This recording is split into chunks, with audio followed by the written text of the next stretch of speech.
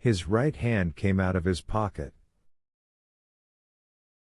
It was a very big hand. On the pinky finger was a ring with a red stone in it.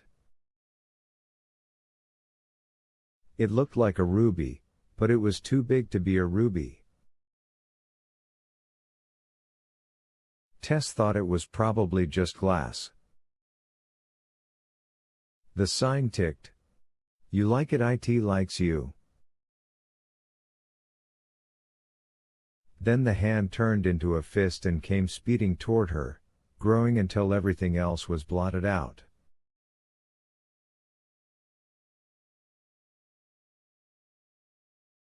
There was a muffled metallic bang from somewhere. She thought it was her head colliding with the side of the pickup truck's cab.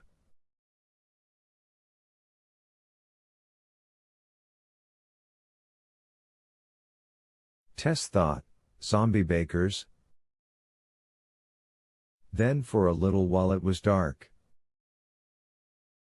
6. She came to a large shadowy room that smelled of damp wood, ancient coffee, and prehistoric pickles.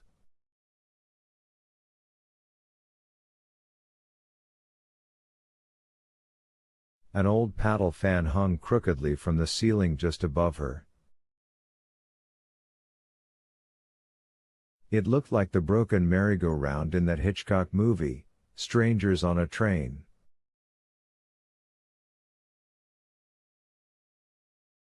She was on the floor, naked from the waist down, and he was raping her.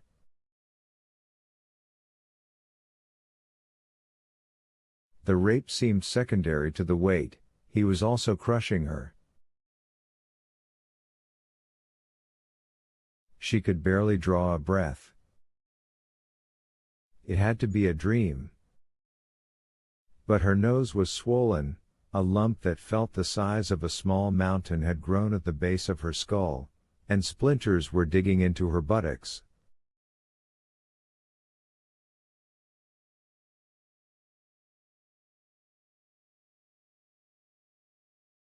You didn't notice those sorts of details in dreams.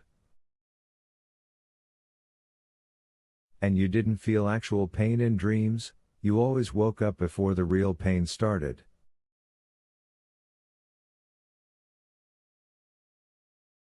This was happening. He was raping her. He had taken her inside the old store and he was raping her while golden dust motes twirled lazily in the slanting afternoon sun.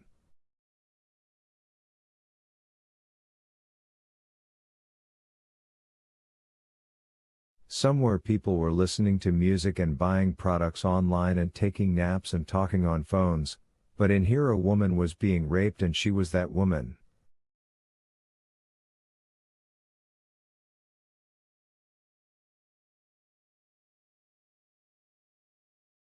He had taken her underpants, she could see them frothing from the pocket in the bib of his overalls.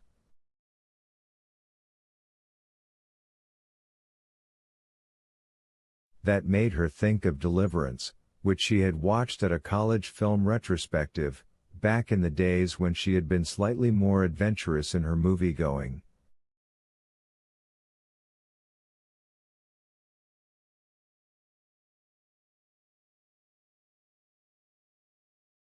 Get them panties down, one of the hillbillies had said before commencing to rape the fat townie.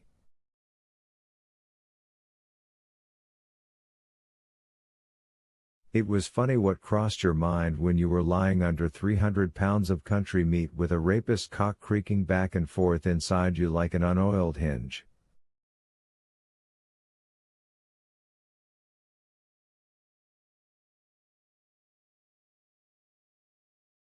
Please, she said. Oh please, no more.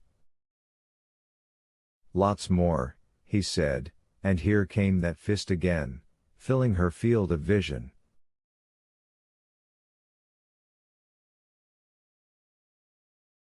The side of her face went hot, there was a click in the middle of her head, and she blacked out.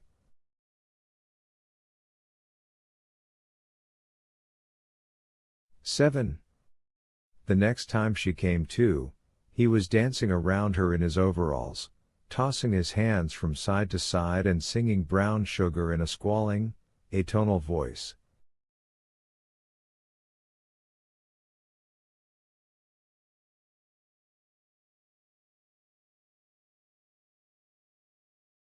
The sun was going down, and the abandoned store's two west-facing windows, the glass dusty but miraculously unbroken by vandals, were filled with fire.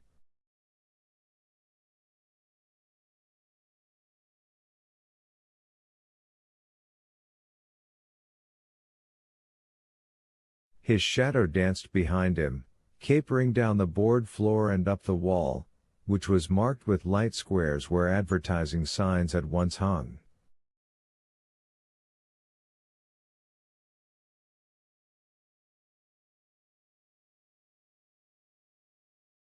The sound of his clutting work boots was apocalyptic. She could see her dress slacks crumpled under the counter where the cash register must once have stood, probably next to a jar of boiled eggs and another of pickled pig's feet.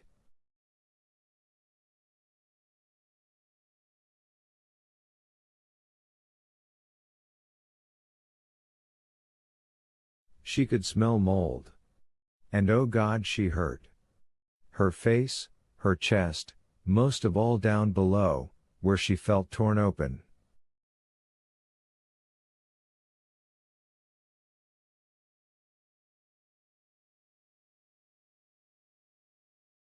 Pretend you're dead. It's your only chance. She closed her eyes. The singing stopped and she smelled approaching man sweat. Sharper now. Because he's been exercising, she thought. She forgot about playing dead and tried to scream. Before she could, his huge hands gripped her throat and began to choke. She thought, it's over. I'm over. They were calm thoughts, full of relief. At least there would be no more pain, no more waking to watch the monster man dance in the burning sunset light.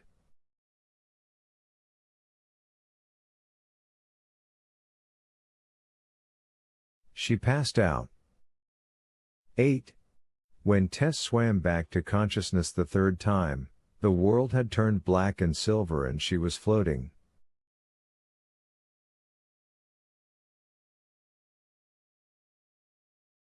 This is what it's like to be dead.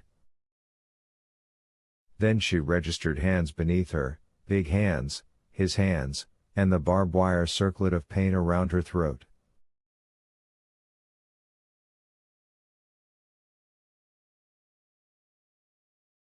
He hadn't choked her quite enough to kill her, but she was wearing the shape of his hands like a necklace, palms in front, fingers on the sides and the nape of her neck.